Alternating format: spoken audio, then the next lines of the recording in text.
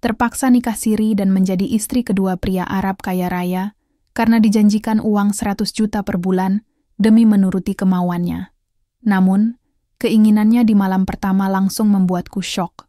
Ternyata, di sebuah desa kecil di Sukabumi, di mana sawah-sawah hijau membentang luas dan udara pagi selalu segar oleh embun, hiduplah seorang gadis muda bernama Rani. Rumahnya sederhana, terbuat dari kayu tua dengan dinding yang mulai lapuk dimakan waktu. Di dalamnya, hanya ada beberapa perabotan usang yang seringkali berderit saat digunakan. Rani adalah anak sulung dari 3 bersaudara. Ayahnya, Pak Darto, bekerja sebagai buruh tani yang penghasilannya tidak menentu, sementara ibunya, Bu Siti, mencoba membantu keluarga dengan menjual jajanan pasar di pasar mingguan desa. Meski hidup penuh kesederhanaan, Rani selalu merasa bahagia karena cinta dan kehangatan keluarganya. Namun, kebahagiaan itu mulai terganggu ketika kebutuhan sehari-hari semakin sulit dipenuhi.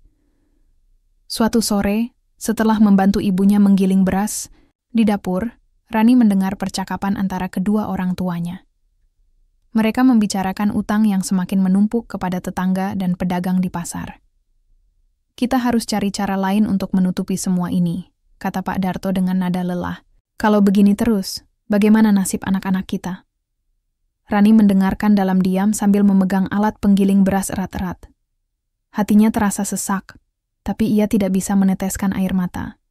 Ia tahu bahwa sudah saatnya ia mengambil tanggung jawab lebih besar demi keluarganya.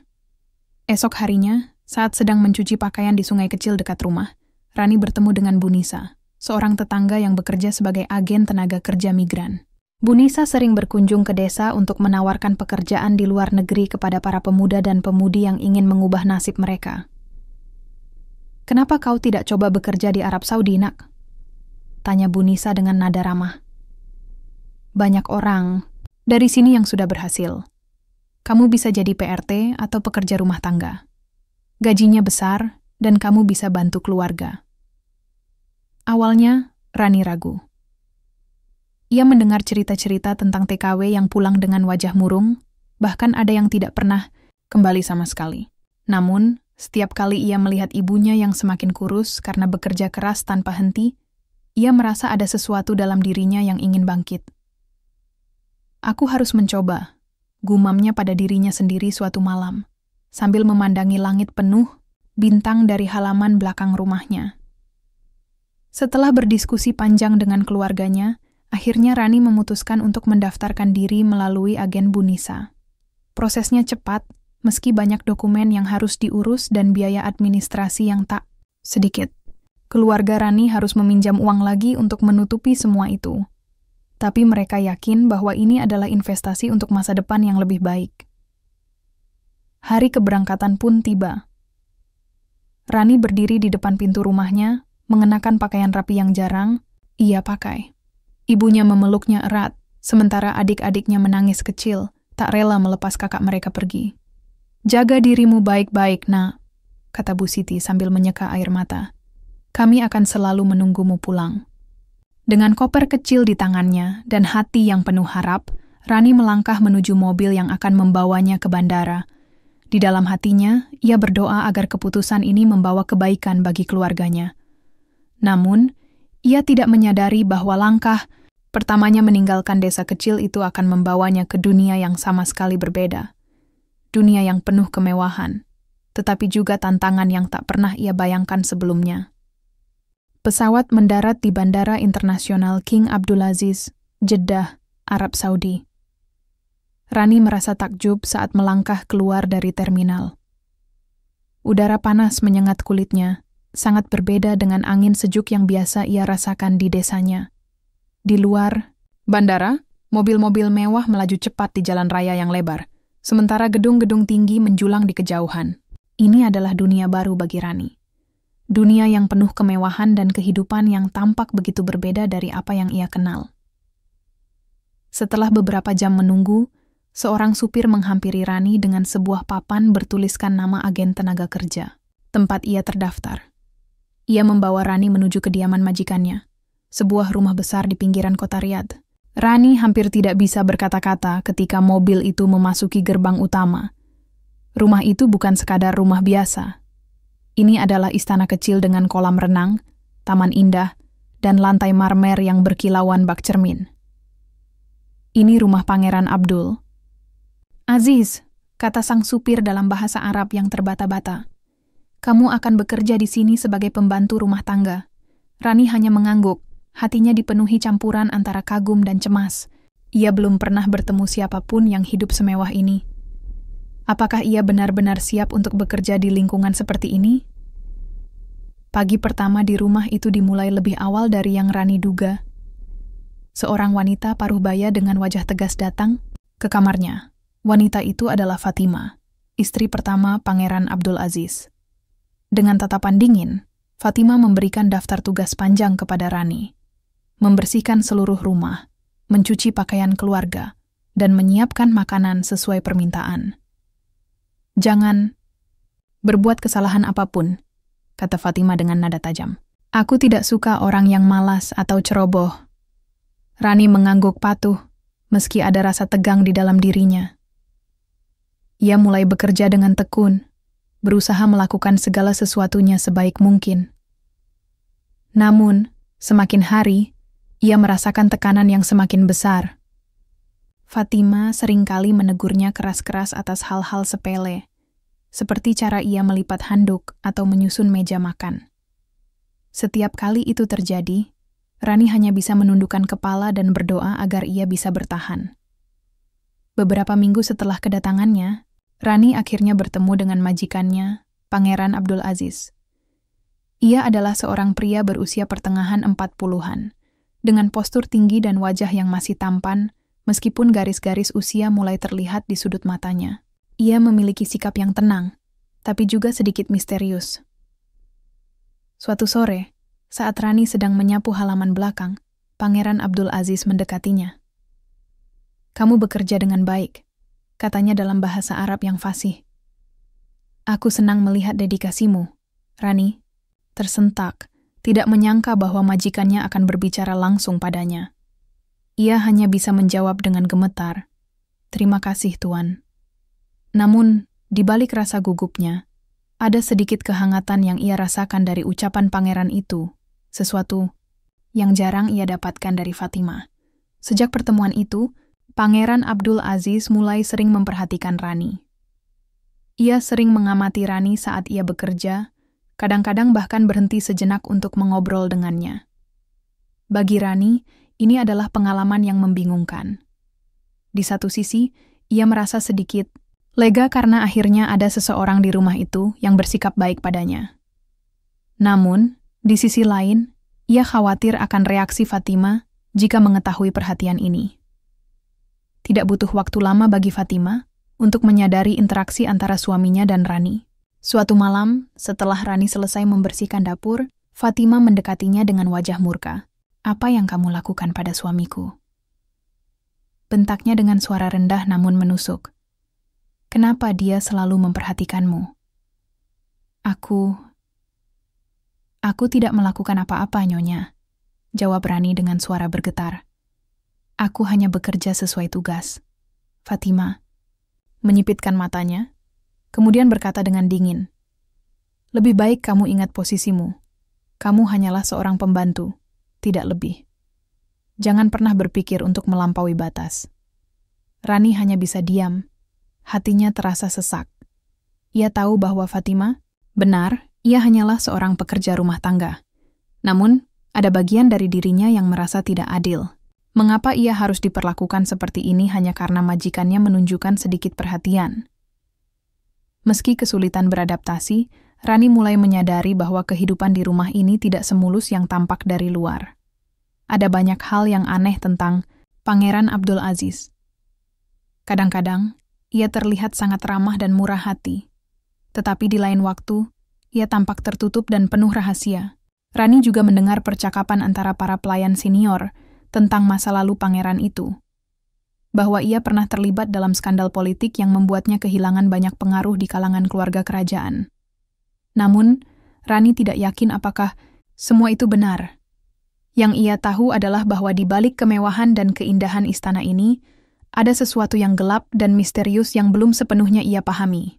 Beberapa bulan berlalu sejak kedatangan Rani di rumah Pangeran Abdul Aziz. Meski ia telah terbiasa dengan rutinitas harian yang melelahkan, tekanan dari Fatima semakin menjadi-jadi. Setiap kali Rani melihat tatapan tajam Fatima atau mendengar suara bentakannya, ia merasa seperti seekor burung kecil terjebak dalam sangkar emas, indah, tetapi tanpa kebebasan. Namun, ada satu hal yang membuat Rani sedikit lega. Perhatian Pangeran Abdul Aziz. Meski jarang bicara panjang lebar, Pangeran itu sering kali memberikan senyuman hangat atau mengucapkan kata-kata pujian atas kerja kerasnya. Bagi Rani, ini adalah momen-momen kecil yang membuatnya merasa dihargai dalam lingkungan yang begitu menekan. Suatu sore, setelah Rani selesai membersihkan ruang tamu, Pangeran Abdul Aziz memanggilnya ke ruang kerjanya. Jantung Rani berdebar kencang saat ia masuk ke ruangan besar itu. Dinding-dindingnya dipenuhi buku dan lukisan indah, sementara aroma kayu mahoni dan dupa mewangi memenuhi udara. "Duduklah," kata Pangeran Abdul Aziz dengan nada ramah, sambil menunjuk kursi di depan mejanya. Rani duduk dengan hati-hati, tidak yakin apa yang akan terjadi selanjutnya. Setelah beberapa saat diam, Pangeran itu mulai berbicara. "Rani, aku sudah mengamati kerja kerasmu selama beberapa bulan ini. Kamu sangat rajin, jujur, dan memiliki sikap yang baik." Ia berhenti sejenak, lalu melanjutkan. "Aku ingin memberikanmu kesempatan untuk hidup lebih baik." Rani meneguk ludah, tidak yakin apakah ia mendengar dengan benar. "Maksud Tuan?" tanyanya ragu-ragu. Pangeran Abdul Aziz tersenyum tipis, lalu berkata, "Aku ingin kamu menjadi istri keduaku." Seketika dunia Rani serasa berhenti berputar. Ia membeku di tempat, tidak bisa memproses apa yang baru saja ia dengar. Menikah dengan seorang pangeran? Ini adalah sesuatu yang bahkan tidak pernah ia bayangkan dalam mimpi terliarnya.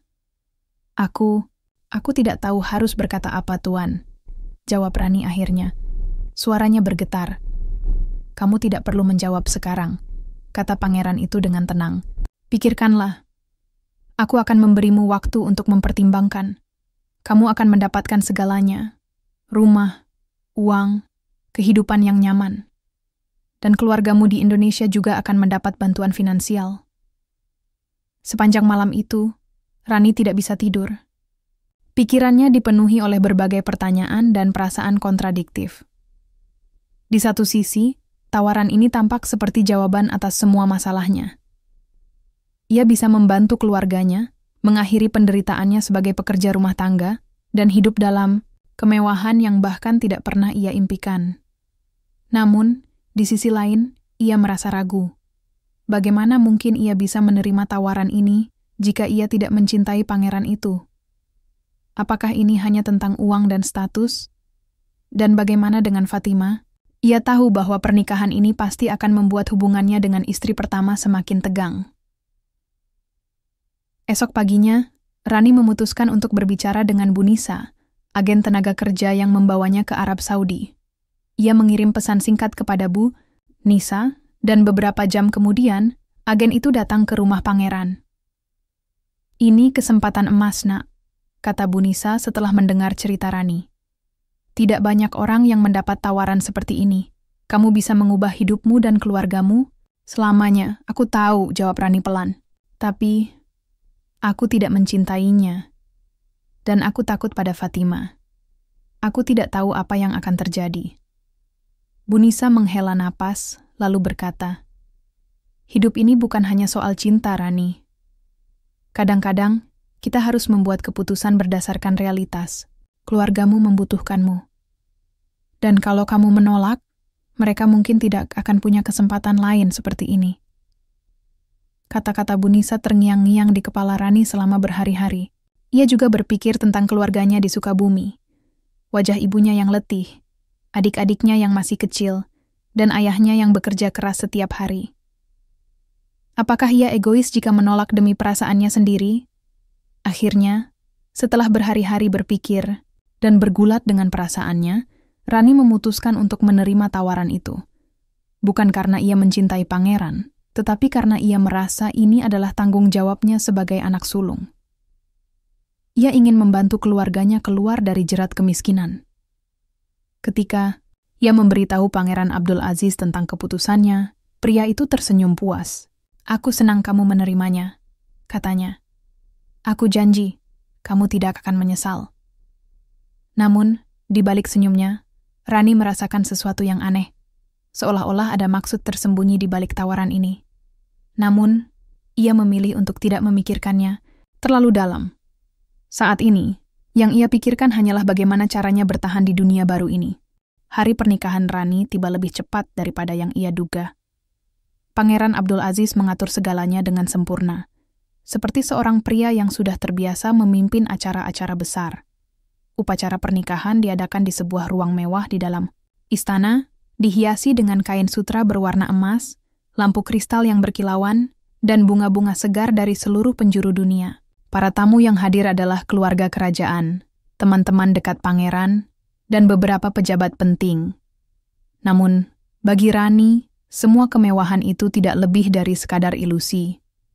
Ia berdiri di samping pangeran, mengenakan gaun pengantin putih yang indah, hadiah dari Abdul Aziz, tapi hatinya dipenuhi rasa kosong. Ini bukan pernikahan yang ia impikan sejak kecil. Tidak ada cinta, tidak ada kebahagiaan, hanya perasaan bahwa ia sedang menandatangani kontrak untuk hidup baru yang tak pasti. Fatima, istri pertama, hadir di acara tersebut, tetapi wajahnya tampak dingin dan tegang. Ia duduk di barisan depan bersama keluarga besarnya. Matanya sesekali menyapu Rani dengan tatapan penuh kebencian. Rani mencoba mengabaikan tatapan itu, tapi sulit. Ia merasa seperti seekor hewan yang terjebak di tengah arena perburuan, dikelilingi oleh mata-mata yang siap menghakimi setiap langkahnya. Setelah acara pernikahan selesai, Rani dibawa ke kamar pengantin yang telah disiapkan khusus untuknya. Kamar itu megah, dengan ranjang besar yang dilapisi kain sutra, dan lampu gantung yang memberikan cahaya lembut. Namun, meski segalanya tampak sempurna, suasana di dalam kamar itu begitu sunyi dan suram. Pangeran Abdul Aziz masuk beberapa saat kemudian. Ia tersenyum tipis, lalu berkata, "Selamat datang di rumahmu yang baru, Rani." Rani hanya bisa mengangguk pelan, tidak yakin harus berkata apa. Ia merasa sangat tidak nyaman, seperti seorang tamu yang dipaksa tinggal di tempat asing. Ketika pangeran mendekatinya, Rani menegang. Ia tidak siap untuk ini. Tidak siap untuk menjalani peran sebagai istri kedua tanpa dasar cinta atau kepercayaan. Abdul Aziz tampaknya menyadari ketegangan Rani.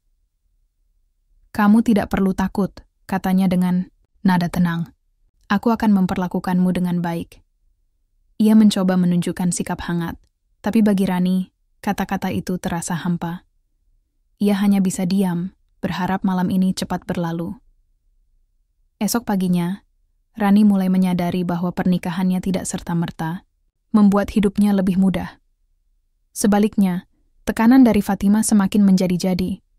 Fatima seringkali muncul tanpa diduga di kamar Rani, mengomentari hal-hal kecil seperti cara Rani menata barang-barangnya atau bagaimana ia berpakaian. "Jangan merasa bahwa kamu sekarang lebih istimewa dariku," kata Fatima suatu pagi, sambil melipat tangannya di dada. "Kamu mungkin istri kedua, tapi posisimu tetap sama seperti sebelumnya, hanya seorang pembantu." Rani menundukkan kepala, mencoba menahan air mata yang ingin jatuh. Ia tahu bahwa Fatima memiliki alasan untuk membencinya, tapi sikapnya yang kasar membuat Rani merasa semakin terasing di rumah ini. Tidak hanya itu, Fatima juga mulai mempermainkan Rani secara psikologis. Ia seringkali memberikan tugas-tugas tambahan kepada Rani, bahkan setelah ia resmi menjadi istri kedua. Kadang-kadang, Fatima sengaja meninggalkan pesan-pesan kecil di meja makan atau di kamar Rani, seperti catatan bertuliskan, "Ingatlah, kamu tidak pantas mendapatkan ini." Di tengah semua tekanan ini, Rani mulai menyadari bahwa Pangeran Abdul Aziz bukanlah pria yang sepenuhnya transparan. Meski ia tampak baik dan murah hati, ada sesuatu yang gelap di balik senyumnya. Suatu malam, saat Rani sedang berjalan di koridor istana, ia mendengar percakapan antara Abdul Aziz dan salah satu tamunya. "Aku butuh seseorang yang bisa meningkatkan citraku," kata Abdul Aziz dengan suara rendah. "Skandal politik itu masih menghantuiku. Aku butuh cara untuk memperbaiki reputasi keluargaku. Rani terkejut mendengar percakapan itu. Apakah ia hanya digunakan sebagai alat untuk memperbaiki citra Abdul Aziz? Apakah pernikahan ini bukan tentang cinta atau bahkan rasa hormat, melainkan sekadar strategi politik? Pertanyaan-pertanyaan itu mulai menghantui Rani. Ia merasa seperti pion dalam permainan besar yang tidak ia pahami. Di sisi lain, ia juga mulai merasa bahwa Fatima mungkin bukan satu-satunya orang yang menderita dalam pernikahan ini. Ada sesuatu yang lebih dalam, lebih kompleks, yang belum sepenuhnya ia ungkap. Setiap hari, Rani merasa semakin terjebak dalam situasi ini. Ia tidak bisa kembali ke desanya, karena keluarganya bergantung pada uang yang dijanjikan oleh Abdul Aziz. Tapi di sisi lain, Haya juga tidak bisa sepenuhnya menerima kehidupan barunya. Ia merasa seperti seekor burung yang sayapnya dipotong, terlihat bebas, tapi sebenarnya tidak bisa terbang. Meski demikian, ada sesuatu dalam diri Rani yang mulai berubah. Perlahan-lahan, ia mulai merasa bahwa ia tidak boleh menyerah begitu saja. Ada api kecil dalam dirinya yang mulai menyala. Api yang ingin melawan ketidakadilan ini, meskipun ia belum tahu caranya. Hari-hari berlalu, dan kehidupan Rani di istana semakin terasa seperti penjara mewah. Meskipun ia hidup dalam kemewahan yang tak pernah ia bayangkan sebelumnya, gaun indah, perhiasan berkilauan, dan ruangan yang selalu dipenuhi aroma wewangian mahal, hatinya tetap kosong. Ia sering duduk di tepi jendela besar di kamarnya, memandangi tanah kering yang membentang luas di luar istana, sambil memikirkan desanya di Sukabumi. Di desa itu, Rani merindukan segala sesuatu yang sederhana namun penuh makna. Ia merindukan suara ayam berkokok di pagi hari, senyum hangat ibunya saat menyajikan nasi panas, dan tawa riang adik-adiknya saat bermain di halaman. Ia juga merindukan rutinitas kecilnya, seperti mencuci pakaian di sungai kecil, atau membantu ibunya memasak di dapur. Semua itu terasa begitu jauh sekarang, seperti mimpi yang mulai memudar dari ingatannya. Suatu sore, ketika Rani sedang membersihkan meja di ruang tamu, seorang pelayan datang menghampirinya dengan sebuah amplop putih kecil. "Ini untukmu," kata pelayan itu sambil menyerahkan surat itu. Jantung Rani berdebar kencang saat melihat tulisan tangan ibunya di bagian depan amplop. Ini adalah surat pertama yang ia terima dari keluarganya sejak meninggalkan Indonesia. Dengan tangan gemetar, Rani membuka surat itu dan mulai membaca.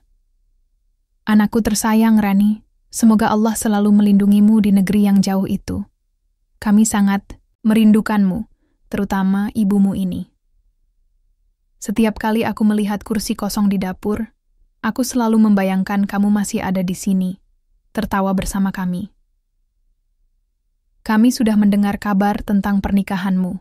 Kami tidak bisa berkata apa-apa, selain bersyukur atas semua yang telah kamu lakukan untuk keluarga ini. Uang yang kamu kirimkan sangat membantu, dan utang kami sudah mulai berkurang. Tapi, Nak, aku hanya ingin kamu bahagia.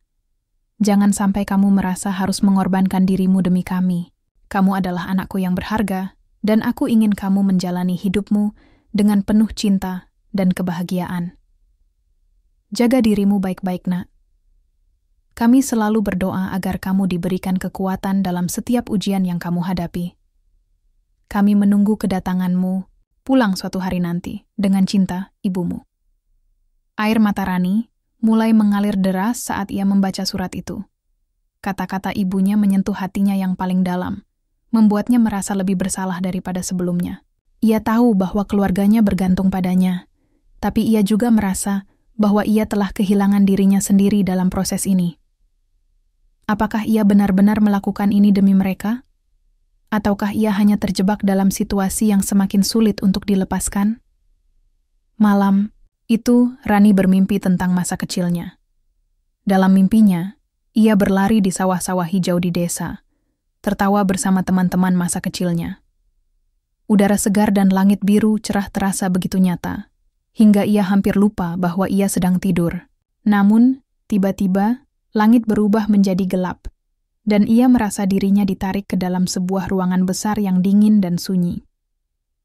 Saat ia membuka mata, ia melihat dirinya sendiri duduk di tepi ranjang megah di Istana Abdul Aziz dengan gaun pengantin yang masih ia kenakan. Rani terbangun dengan napas tersengal-sengal. Mimpi itu membuatnya sadar bahwa ia telah kehilangan banyak hal dalam hidupnya. Kesederhanaan, kebebasan, dan bahkan identitas dirinya sebagai seorang gadis desa polos yang bercita-cita sederhana. Sekarang, ia hanya seorang wanita muda yang terperangkap dalam dunia asing yang penuh kemewahan, tetapi juga penuh tekanan. Beberapa hari setelah menerima surat dari keluarganya, Rani bertemu dengan salah satu pelayan senior di istana, seorang wanita bernama Aisyah. Aisyah sudah bekerja di rumah tangga Pangeran Abdul Aziz selama bertahun-tahun, dan ia tampak seperti seseorang yang bijaksana serta penuh pengalaman. "Aku tahu kamu sedang kesulitan," kata Aisyah suatu malam, saat mereka berdua sedang duduk di dapur setelah selesai bekerja. "Aku pernah berada di posisi yang sama denganmu." Rani menoleh padanya dengan rasa penasaran. "Maksudmu?" Aisyah menghela napas, lalu mulai bercerita. "Dulu, aku juga pernah menjadi pekerja rumah tangga di sini. Dan pada akhirnya, aku diminta untuk menikah dengan salah satu pria kerajaan. Aku pikir itu adalah kesempatan emas, tapi ternyata itu adalah awal dari penderitaanku." Rani mendengarkan dengan penuh perhatian saat Aisyah melanjutkan ceritanya.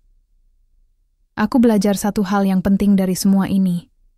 Tidak peduli seberapa mewah kehidupanmu, jika hatimu tidak bahagia, maka semuanya akan terasa kosong. Kamu harus menemukan cara untuk bertahan, tapi jangan pernah kehilangan dirimu sendiri dalam prosesnya." Kata-kata Aisyah membuat Rani merenung. Ia mulai menyadari bahwa ia tidak sendirian dalam perjuangannya. Ada orang-orang lain yang juga pernah mengalami hal serupa, dan mungkin ada cara untuk keluar dari situasi ini. Setelah percakapan itu, Rani mulai merasakan sesuatu yang baru dalam dirinya. Ia tidak lagi merasa seperti korban yang pasrah pada nasib. Sebaliknya, ia mulai mempertanyakan segalanya, tentang keputusannya menikah dengan Abdul Aziz, tentang tujuan hidupnya, dan tentang apa yang sebenarnya ia inginkan. Suatu malam, saat ia duduk di tepi tempat tidurnya, ia menggenggam erat kalung sederhana yang diberikan oleh ibunya sebelum ia pergi ke Arab Saudi. Kalung itu adalah satu-satunya barang dari rumah yang masih ia simpan, dan ia sering menggunakannya sebagai pengingat akan asal-usulnya. "Aku tidak boleh menyerah," gumam Rani pada dirinya sendiri. "Aku harus menemukan cara untuk keluar dari ini. Aku harus bertahan, bukan hanya untuk keluargaku, tapi juga untuk diriku sendiri." Meski ia belum tahu apa yang harus dilakukan selanjutnya, tekad barunya memberinya sedikit harapan. Ia mulai merencanakan langkah-langkah kecil, mencoba lebih dekat dengan para pelayan lain untuk mendapatkan dukungan, mencari informasi tentang hak-haknya sebagai pekerja migran, dan bahkan mempelajari lebih banyak tentang keluarga Abdul Aziz. Hari-hari di istana terus berjalan, tetapi bagi Rani, setiap detik terasa semakin berat. Meskipun ia mulai menemukan kekuatan baru dalam dirinya untuk bertahan, ada sesuatu yang mengganjal di hatinya. Sebuah rasa ingin tahu yang tak bisa ia abaikan tentang Pangeran Abdul Aziz. Ia merasakan bahwa pria itu menyimpan rahasia besar, dan rahasia itu mungkin menjadi kunci untuk memahami apa yang sebenarnya terjadi di balik kemewahan istana ini. Suatu pagi, saat Rani sedang membersihkan ruang kerja Abdul Aziz, ia menemukan sebuah dokumen yang tertinggal di atas meja. Dokumen itu tampak seperti laporan resmi, dengan cap kerajaan di sudutnya. Rani ragu-ragu untuk membacanya. Ia tahu bahwa ini bukan urusannya. Namun, rasa ingin tahunya terlalu kuat untuk diabaikan. Dokumen itu berisi detail tentang skandal politik yang melibatkan Abdul Aziz beberapa tahun lalu. Ternyata, ia pernah dituduh melakukan korupsi besar-besaran dalam proyek infrastruktur kerajaan. Tuduhan itu membuatnya kehilangan banyak pengaruh di kalangan keluarga kerajaan, dan ia akhirnya dipindahkan ke posisi yang lebih rendah, hanya sebagai seorang pangeran tanpa kekuasaan nyata. Rani menelan ludah, tidak yakin apakah ia harus percaya pada apa yang baru saja ia baca. Apakah ini alasan mengapa Abdul Aziz menikahinya? Apakah ia hanya mencoba memperbaiki reputasinya dengan menikahi seorang wanita muda dari luar negeri? Setelah membaca dokumen itu, Rani cepat-cepat menaruhnya kembali ke tempat semula. Jantungnya berdebar kencang, dan ia merasa seperti sedang berdiri di tepi jurang. Ia tahu bahwa jika Abdul Aziz mengetahui bahwa ia telah membaca dokumen itu, konsekuensinya bisa sangat buruk. Keesokan harinya, Rani memutuskan untuk menggali lebih banyak informasi. Ia mulai mendekati para pelayan senior di istana, termasuk Aisyah, untuk mencari tahu lebih lanjut tentang masa lalu Abdul Aziz. Aisyah awalnya enggan bicara, tapi setelah melihat tekad di mata Rani, ia akhirnya bersedia berbagi cerita. "Pangeran, Abdul Aziz memang memiliki reputasi buruk," kata Aisyah dengan suara pelan. "Banyak orang di sini tahu bahwa ia bukan pria yang sepenuhnya jujur. Skandal politik itu hanya permukaan dari masalah-masalah yang lebih besar." "Masalah apa?" tanya Rani penasaran. Aisyah menghela napas panjang. "Beberapa orang mengatakan bahwa ia seringkali menggunakan wanita-wanita muda untuk kepentingannya sendiri. Ada rumor bahwa ia menikahi beberapa wanita lain sebelummu, tapi mereka semua menghilang begitu saja setelah beberapa waktu." Rani merinding mendengar cerita itu. "Maksudmu, mereka meninggalkan istana?" Aisyah menggeleng. "Tidak ada yang tahu persis apa yang terjadi pada mereka. Tapi, aku pernah mendengar bahwa salah satu dari mereka dikirim kembali ke negaranya dengan ancaman agar tidak membicarakan apapun tentang keluarga ini." Rani merasa ngeri. Apakah ini nasib yang juga menantinya di masa depan? Apakah ia hanya bagian dari rencana besar Abdul Aziz untuk memperbaiki citranya? Selain mencari informasi tentang Abdul Aziz, Rani juga mulai memperhatikan Fatima dengan lebih cermat. Ia menyadari bahwa istri pertama pangeran itu bukan sekadar wanita cemburu. Ada luka mendalam yang tersembunyi di balik tatapan dinginnya. Suatu malam, saat Fatima sedang duduk sendirian di taman istana, Rani memberanikan diri untuk mendekatinya. Awalnya, Fatima tampak terkejut melihat Rani, tapi kemudian wajahnya berubah menjadi datar. "Apa yang kamu inginkan?" tanya Fatima dengan nada dingin. "Aku hanya ingin bicara," jawab Rani pelan. "Aku tahu kita tidak pernah akur, tapi aku ingin memahami perasaanmu." Fatima tertawa sinis.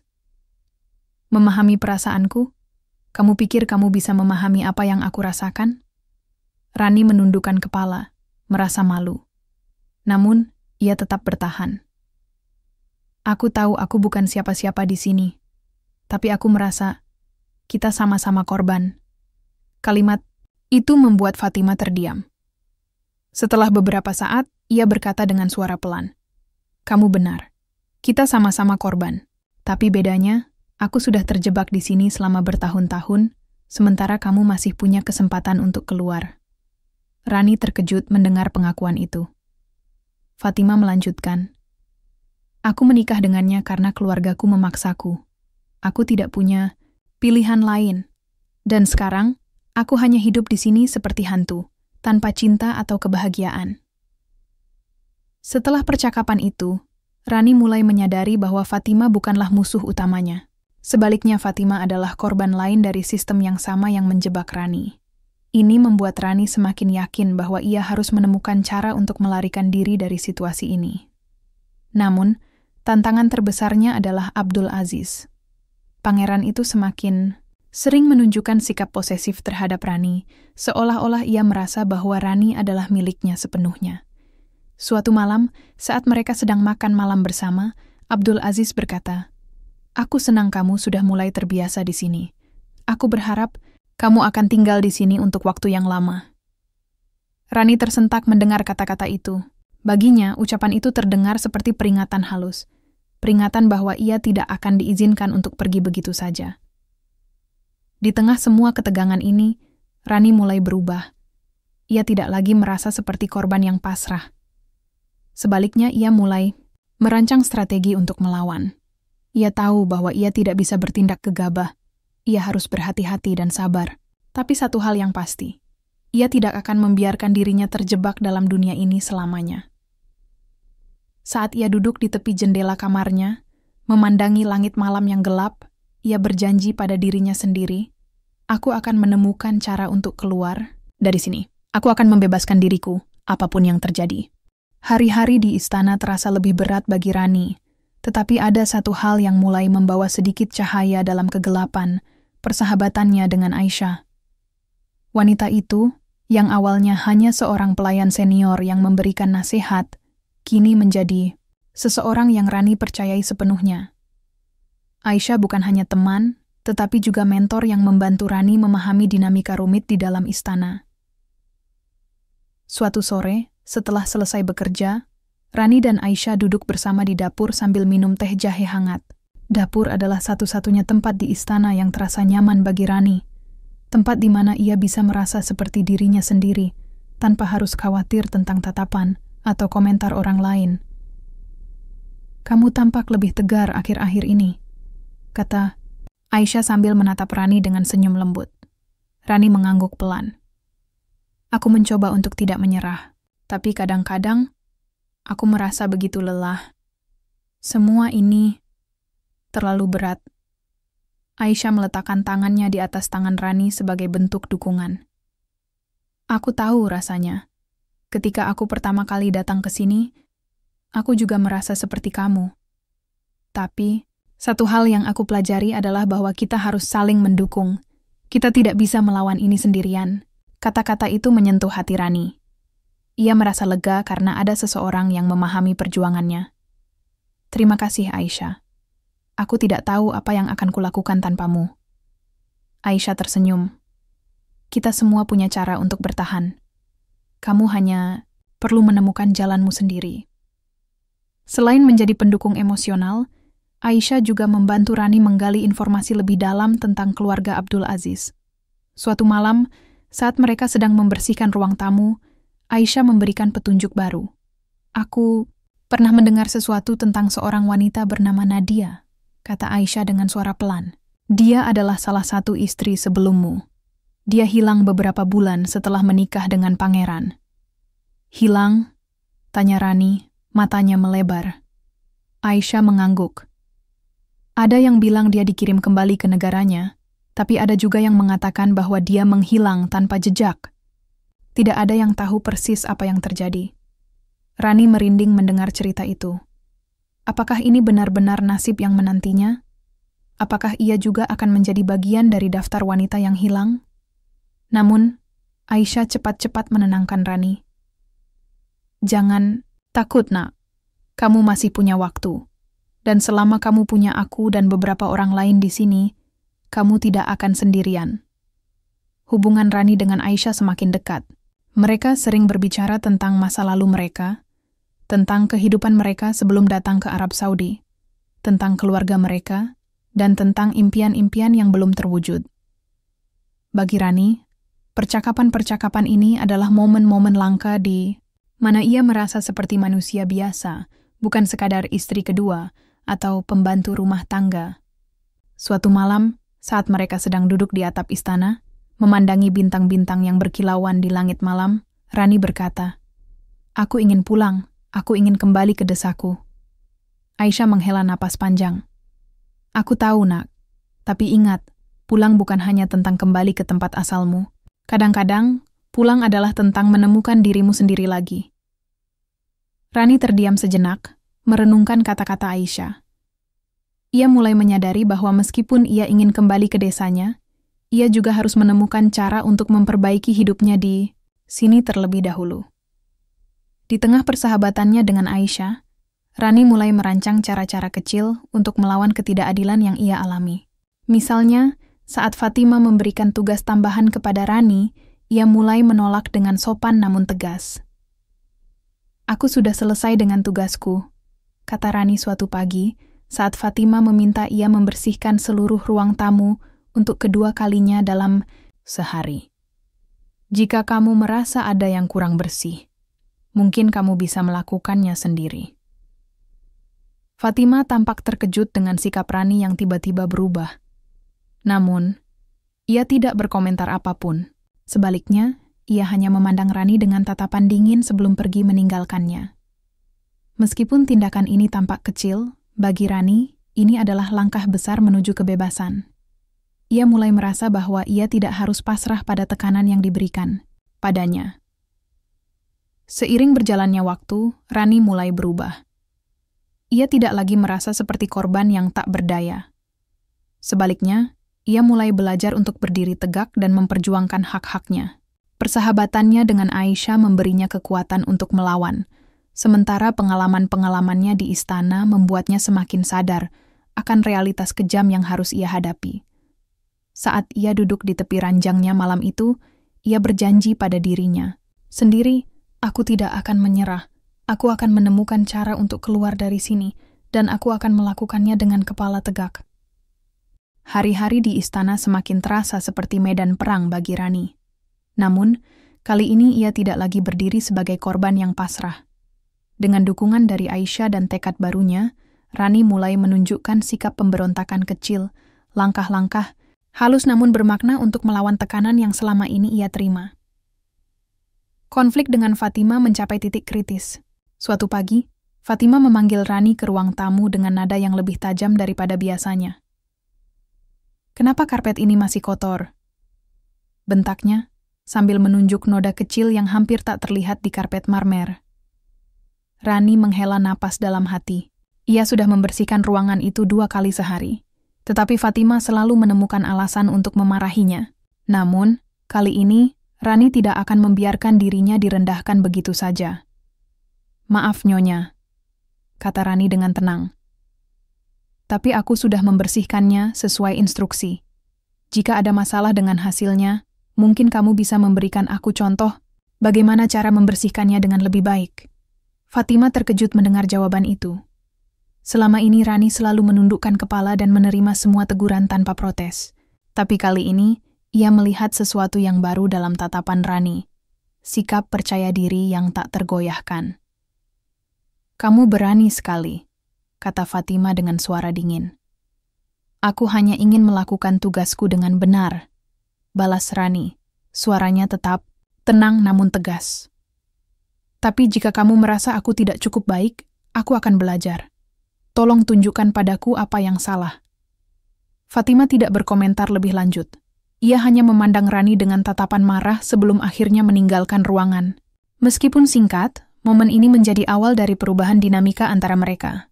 Rani menyadari bahwa ia tidak harus tunduk pada setiap permintaan tidak masuk akal dari Fatima. Selain konflik dengan Fatima, Rani juga mulai menunjukkan keteguhan hati kepada Abdul Aziz. Pangeran itu mulai menyadari bahwa Rani bukan lagi wanita yang patuh tanpa syarat. Suatu malam, saat mereka sedang makan malam bersama, Abdul Aziz bertanya dengan nada santai, "Aku dengar kamu mulai sering membantah Fatima. Apakah ada masalah?" Rani menatap matanya tanpa ragu. "Tidak ada masalah, Tuan. Hanya saja aku merasa aku harus menjalani tugasku dengan cara yang adil. Jika ada sesuatu yang salah, aku ingin diberitahu dengan jelas. Bukan hanya dimarahi tanpa alasan." Abdul Aziz tampak terkejut dengan jawaban itu. Ia tidak terbiasa melihat Rani menentang pendapatnya atau bahkan membela diri. Selama ini, ia menganggap Rani sebagai wanita yang lemah dan mudah dikendalikan. Namun, kali ini, ia melihat kilatan api dalam mata Rani, api yang membuatnya penasaran sekaligus waspada. "Baiklah," kata Abdul Aziz akhirnya. Suaranya tetap tenang namun ada nada hati-hati di dalamnya. "Aku harap kamu tetap ingat posisimu di sini." Rani hanya tersenyum tipis. "Aku sangat ingat posisiku, Tuan. Dan aku juga ingat bahwa aku layak diperlakukan dengan hormat." Percakapan itu berakhir begitu saja. Tapi bagi Rani, ini adalah kemenangan kecil. Ia merasa bahwa ia berhasil menunjukkan kepada Abdul Aziz bahwa ia bukan boneka yang bisa dimainkan sesuka hati. Beberapa hari setelah insiden dengan Abdul Aziz, Fatima mendekati Rani dengan ekspresi aneh di wajahnya. Biasanya, istri pertama itu selalu dingin dan angkuh, tapi kali ini ada sesuatu yang berbeda dalam caranya berbicara. "Kamu sudah berubah," kata Fatima suatu sore, saat mereka berdua berada di taman istana. "Aku bisa melihatnya. Kamu tidak lagi takut padaku." Rani menoleh padanya, tidak yakin apakah ini adalah jebakan atau sesuatu yang lain. "Aku hanya mencoba menjalani hidupku dengan cara yang lebih baik," jawabnya hati-hati. Fatima menghela napas panjang, lalu berkata dengan suara pelan, "Aku iri padamu." Rani terkejut mendengar pengakuan itu. "Iri? Kenapa?" Fatima menundukkan kepala, matanya tampak kosong. Karena kamu masih punya harapan. Kamu masih muda, dan kamu masih bisa melawan. Sedangkan aku sudah terjebak di sini selama bertahun-tahun.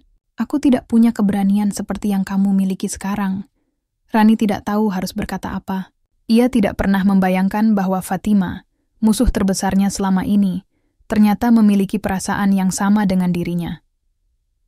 Mereka berdua adalah korban dari sistem yang sama.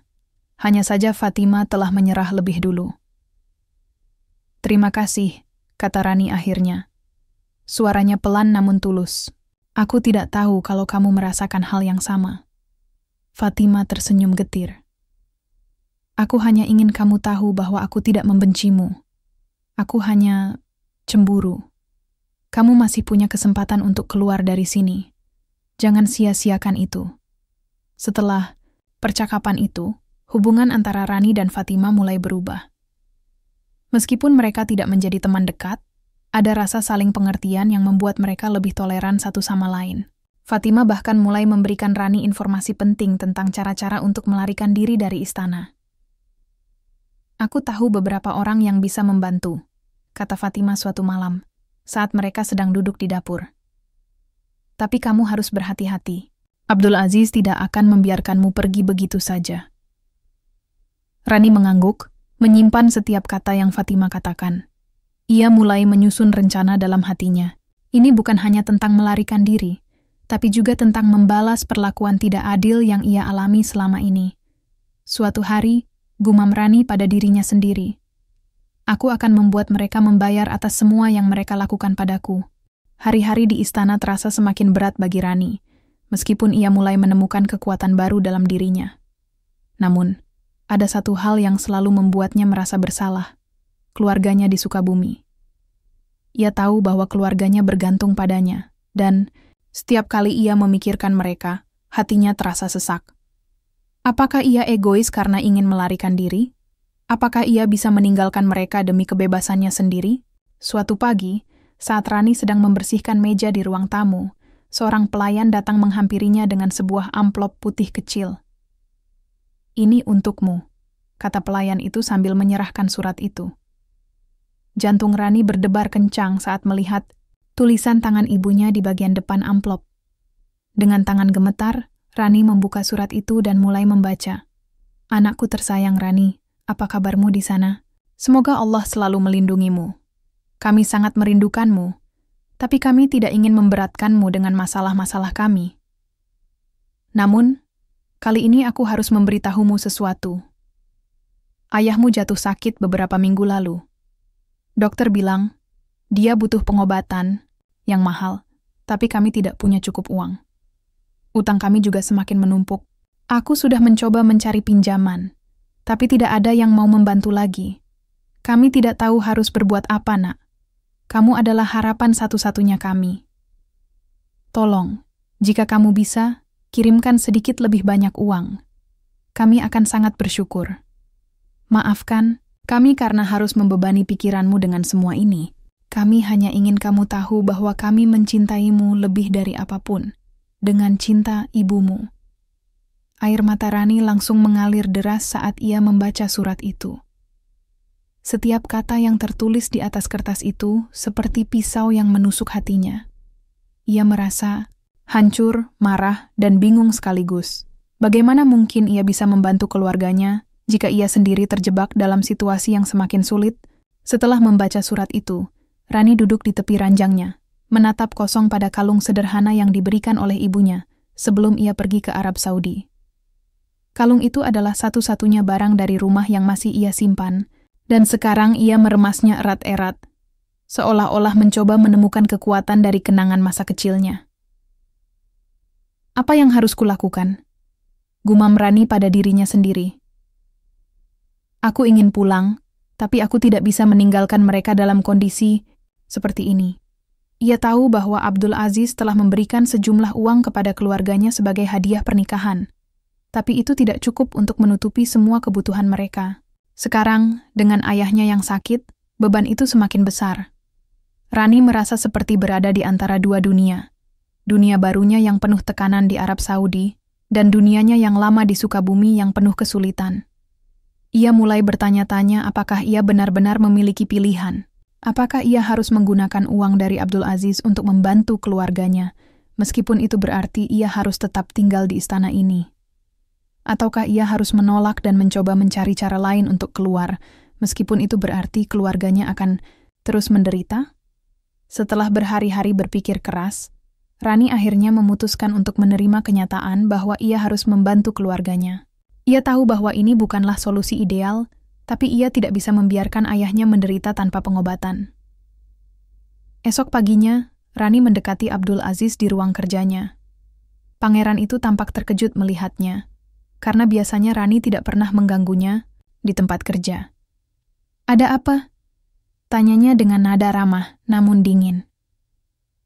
"Tuan, aku ingin meminta sesuatu," kata Rani dengan suara pelan namun tegas. "Apa itu?" tanya Abdul Aziz, alisnya terangkat. "Keluargaku, mereka sedang mengalami kesulitan besar. Ayahku sakit, dan mereka membutuhkan uang untuk pengobatannya. Bisakah Tuan membantu mereka?" Abdul Aziz tersenyum tipis, lalu berkata, "Tentu saja, aku bisa membantu. Tapi ingat, ini adalah bentuk pengabdianmu padaku. Kamu harus tetap tinggal di sini." Rani menundukkan kepala, hatinya dipenuhi rasa bersalah. Ia tahu bahwa ini adalah harga yang harus ia bayar. Dengan suara hambar, ia menjawab, "Terima kasih, Tuan. Aku akan tetap melakukan tugasku." Namun dalam hatinya, ia bersumpah bahwa ini adalah batas terakhirnya. Ia akan membantu keluarganya, tapi ia tidak akan menyerah begitu saja. Suatu hari, ia akan menemukan cara untuk keluar dari sini. Untuk selamanya. Beberapa minggu kemudian, Rani menerima kabar bahwa uang yang dikirimkan oleh Abdul Aziz telah sampai ke keluarganya. Ibunya mengirimkan surat singkat untuk mengucapkan terima kasih dan menyampaikan bahwa ayahnya sudah mulai menjalani pengobatan. Meskipun lega mendengar kabar itu, Rani tidak bisa sepenuhnya bahagia. Ia merasa seperti sedang berdiri di tepi jurang, dengan satu kaki masih terjebak di dunia yang salah. Ia tahu bahwa ia harus menemukan cara untuk lepas dari jeratan ini, tapi ia juga tahu bahwa ia tidak bisa melakukannya tanpa rencana yang matang. Saat ia duduk di tepi jendela kamarnya, memandangi langit malam yang gelap, ia berjanji pada dirinya sendiri, "Aku akan keluar dari sini. Aku akan membebaskan diriku, dan aku akan memastikan bahwa keluargaku tidak pernah lagi bergantung pada orang." 9. Hari-hari di istana terasa semakin menyesakkan bagi Rani. Meskipun ia telah mengambil keputusan untuk membantu keluarganya dengan uang dari Abdul Aziz, hatinya dipenuhi rasa tidak puas. Ia merasa seperti seekor burung yang sayapnya dipotong, terlihat bebas, tapi sebenarnya tetap terjebak dalam sangkar emas. Namun, ada sesuatu yang mulai berubah dalam dirinya. Api perlawanan yang telah menyala sejak pertemuannya dengan Aisyah kini semakin membara. Suatu malam, saat Rani sedang membersihkan ruang kerja Abdul Aziz, ia menemukan sebuah dokumen penting yang tertinggal di laci meja. Awalnya, ia ragu untuk membacanya, tapi rasa ingin tahunya terlalu kuat. Dokumen itu ternyata adalah kontrak pernikahan antara dirinya dan Abdul Aziz, kontrak yang sama yang menjadi dasar hubungan mereka. Namun, ada satu hal yang membuat Rani terkejut. Dalam kontrak itu, tertulis bahwa pernikahan ini bukan hanya tentang meningkatkan citra keluarga kerajaan, seperti yang ia duga selama ini. Ternyata, Abdul Aziz memiliki agenda lain yang jauh lebih gelap. Kontrak itu menyebutkan bahwa ia menikahi Rani sebagai bagian dari kesepakatan politik rahasia dengan pihak asing. Nama-nama besar dan organisasi internasional tercantum di sana, termasuk beberapa perusahaan minyak dan lembaga keuangan global. Rani merasa darahnya berhenti mengalir. Ia akhirnya menyadari bahwa ia hanyalah alat politik, sebuah pion dalam permainan besar yang melibatkan kekuasaan dan uang. Pernikahannya bukan tentang cinta atau bahkan kepentingan keluarga kerajaan. Ini tentang keuntungan finansial dan pengaruh politik. "Aku hanya barang dagangan," gumam Rani pelan, air mata mulai mengalir di pipinya. Semua yang ia jalani selama ini, tekanan dari Fatima, sikap posesif Abdul Aziz, bahkan statusnya sebagai istri kedua, semua itu hanyalah bagian dari rencana besar yang tidak pernah ia pahami. Setelah membaca dokumen itu, Rani cepat-cepat menaruhnya, kembali ke tempat semula. Jantungnya berdebar kencang, dan ia merasa seperti sedang berdiri di tepi jurang. Ia tahu bahwa jika Abdul Aziz mengetahui bahwa ia telah membaca dokumen itu, konsekuensinya bisa sangat buruk. Di tengah ketegangan ini, Rani mendapatkan dukungan tak terduga dari Fatimah. Suatu sore, saat mereka sedang berada di dapur, Fatimah mendekati Rani dengan ekspresi serius di wajahnya. "Kamu sudah tahu, kan?" tanya Fatimah pelan. Matanya menatap Rani dengan intens. Rani terkejut mendengar pertanyaan itu. "Apa maksudmu?" Fatimah menghela napas panjang, lalu berkata, "Tentang Abdul Aziz. Kamu pasti sudah menemukan sesuatu, kan? Itulah sebabnya kamu mulai berubah." Rani menundukkan kepala, tidak yakin apakah ia harus mempercayai Fatimah. Namun, setelah beberapa detik, ia akhirnya mengangguk pelan. "Ya, aku tahu bahwa aku hanya digunakan." Fatimah tersenyum getir. "Aku juga pernah seperti kamu. Saat aku pertama kali menikah dengannya, aku pikir dia mencintaiku. Tapi ternyata, aku hanya bagian dari rencananya untuk mendapatkan pengaruh di kalangan keluarga kerajaan." Rani merasa ngeri mendengar cerita itu. "Kenapa kamu tidak memberitahuku sebelumnya?" Fatimah menatapnya dengan tatapan penuh penyesalan. "Aku takut. Aku tidak ingin kamu terlibat dalam semua ini. Tapi sekarang, aku tahu bahwa kamu layak tahu kebenarannya. Dan aku akan membantumu keluar dari sini." Setelah percakapan itu, Fatimah mulai memberikan informasi penting kepada Rani tentang cara-cara untuk melarikan diri dari istana. Ia memberitahunya tentang jaringan pelayan yang diam-diam membantu para wanita yang ingin melarikan diri dari keluarga kerajaan. Mereka adalah orang-orang yang juga pernah menjadi korban sistem yang sama. "Aku punya teman di luar sana," kata Fatimah suatu malam, saat mereka berdua duduk di taman istana. "Mereka bisa membantumu. Tapi kamu harus berhati-hati. Abdul Aziz tidak akan membiarkanmu pergi begitu saja." Rani mengangguk, menyimpan setiap kata yang Fatimah katakan. Ia mulai menyusun rencana dalam hatinya. Ini bukan hanya tentang melarikan diri, tapi juga tentang membalas perlakuan tidak adil yang ia alami selama ini. Suatu hari, gumam Rani pada dirinya sendiri. "Aku akan membuat mereka membayar atas semua yang mereka lakukan padaku." Dengan kebenaran yang terungkap dan dukungan dari Fatimah, Rani mulai berubah. Ia tidak lagi merasa seperti korban yang pasrah. Sebaliknya, ia mulai merancang strategi untuk melawan. Ia tahu bahwa ia tidak bisa bertindak gegabah. Ia harus berhati-hati dan sabar. Tapi satu hal yang pasti, ia tidak akan membiarkan dirinya terjebak dalam dunia ini selamanya. Saat ia duduk di tepi jendela kamarnya, memandangi langit malam yang gelap, ia berjanji pada dirinya sendiri. "Aku akan keluar dari sini. Aku akan membebaskan diriku, apapun yang terjadi." Setelah mengetahui kebenaran tentang dirinya, yang hanya dijadikan alat politik oleh Abdul Aziz, Rani tidak bisa lagi tinggal diam. Ia merasa seperti seekor burung yang akhirnya menemukan celah di sangkar emasnya. Ia harus melarikan diri sebelum terlambat. Namun, pelariannya tidak akan mudah. Abdul Aziz adalah seorang pangeran dengan pengaruh besar, dan ia tidak akan melepaskan Rani begitu saja tanpa perlawanan.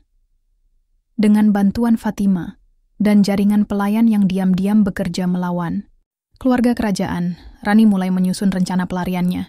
Fatimah memberikan informasi penting tentang rute aman yang bisa digunakan untuk meninggalkan istana tanpa diketahui oleh penjaga keamanan. Mereka juga mempersiapkan dokumen palsu untuk Rani agar ia bisa melintasi perbatasan Arab Saudi menuju negara tetangga. "Aku punya teman di Yordania," kata Fatimah suatu malam saat mereka sedang berdiskusi di dapur. "Dia bisa membantumu sampai ke sana. Setelah itu, kamu bisa mencari cara untuk kembali ke Indonesia." Rani mengangguk, meskipun hatinya dipenuhi ketakutan. Ia tahu bahwa ini adalah satu-satunya kesempatan baginya untuk bebas. "Aku siap," katanya dengan suara tegas. "Aku tidak akan menyerah." Namun, ada satu hal yang masih mengganjal di hatinya, keluarganya. Ia tahu bahwa jika ia melarikan diri, Abdul Aziz mungkin akan berhenti memberikan uang kepada keluarganya. Tapi Fatima meyakinkannya bahwa ia bisa mengirimkan uang secara diam-diam dari luar negeri melalui jaringan teman-temannya. "Kamu tidak sendirian," kata Fatima dengan lembut. "Kami semua akan membantu." Hari yang ditentukan untuk pelarian akhirnya tiba. Malam itu, istana tampak lebih sunyi daripada biasanya. Para pelayan sudah tidur, dan para penjaga keamanan tampak lengah, karena tidak ada acara atau tamu penting pada hari itu. Rani memanfaatkan momen ini untuk melaksanakan rencananya. Ia mengepak barang-barangnya dalam tas kecil, hanya beberapa pakaian, kalung pemberian ibunya, dan sedikit uang yang berhasil ia simpan selama ini.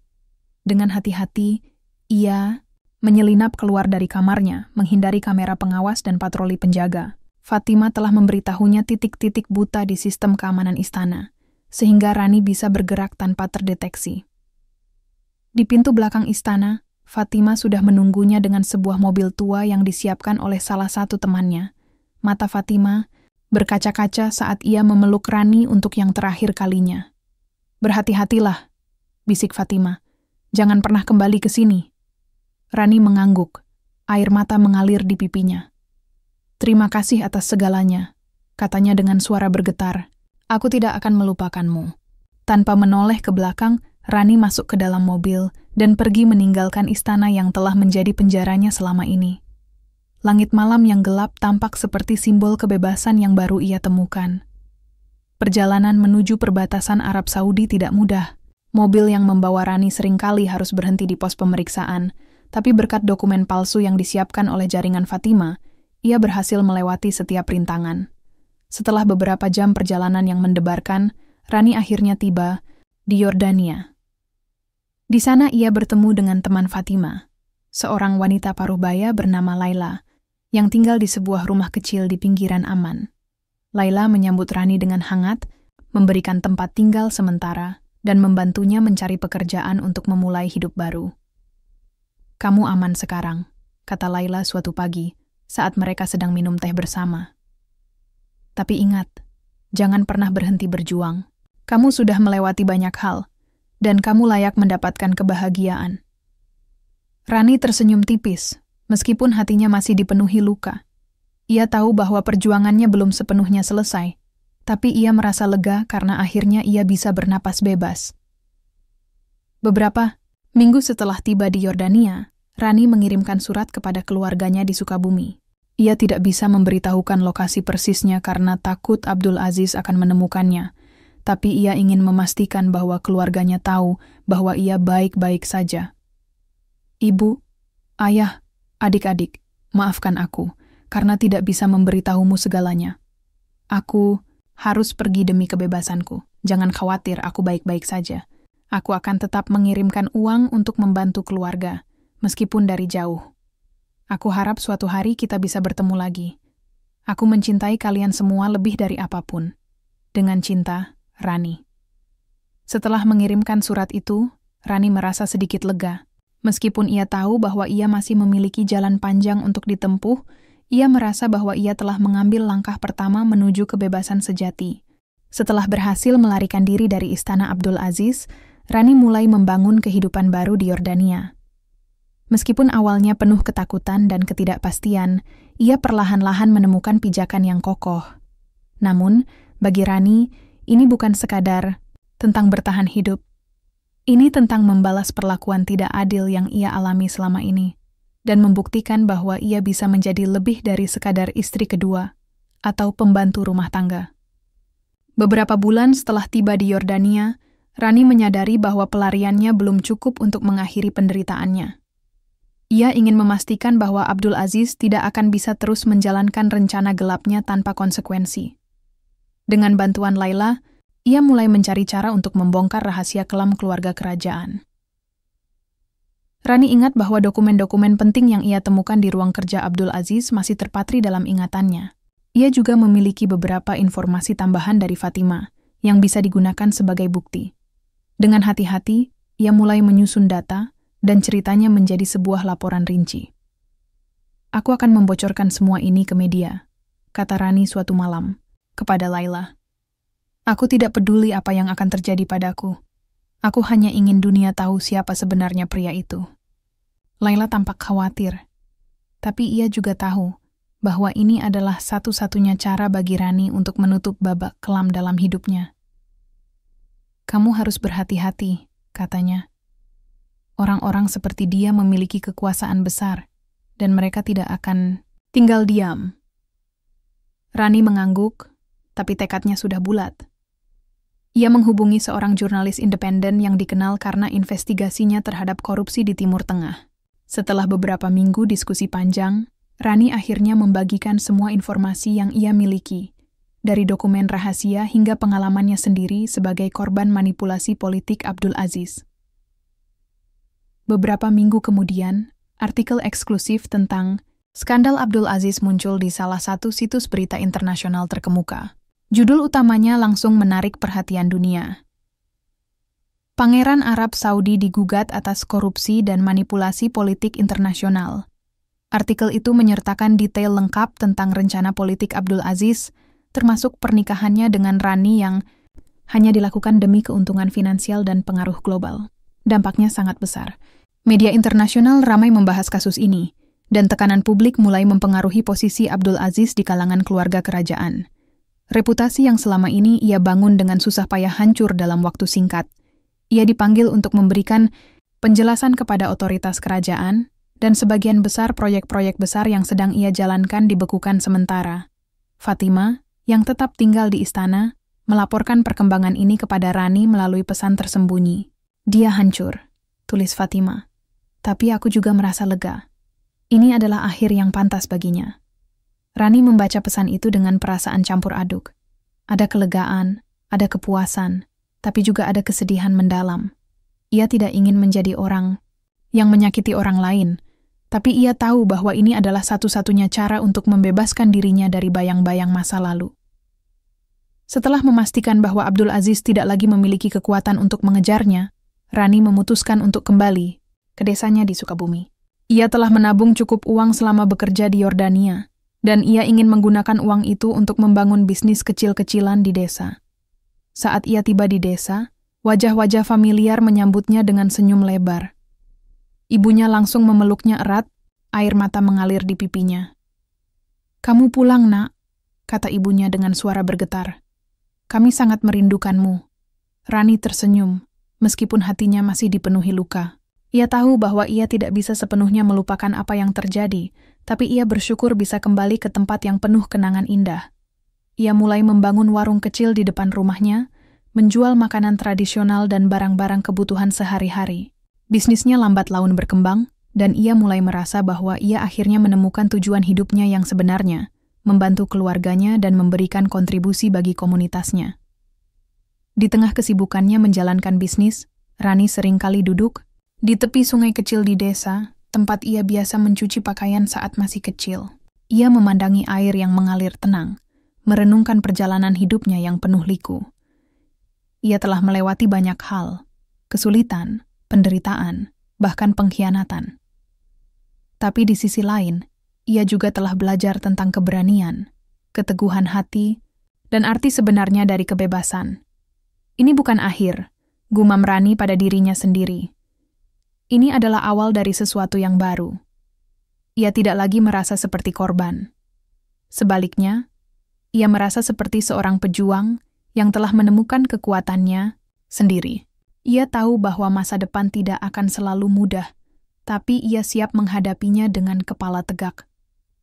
Di akhir cerita, Rani menjadi simbol perlawanan bagi para wanita yang menghadapi ketidakadilan dalam pernikahan paksa atau eksploitasi oleh sistem yang tidak adil. Ia membuktikan bahwa transformasi diri dan keberanian dapat mengubah hidup seseorang menjadi lebih baik. Kisahnya mengajarkan bahwa meskipun hidup penuh tantangan, kita selalu punya kekuatan untuk bangkit dan menemukan kebahagiaan sejati. Rani menemukan kebahagiaan sejati di desanya, di mana ia dikelilingi oleh orang-orang yang mencintainya. Ia tidak lagi terjebak dalam sangkar emas.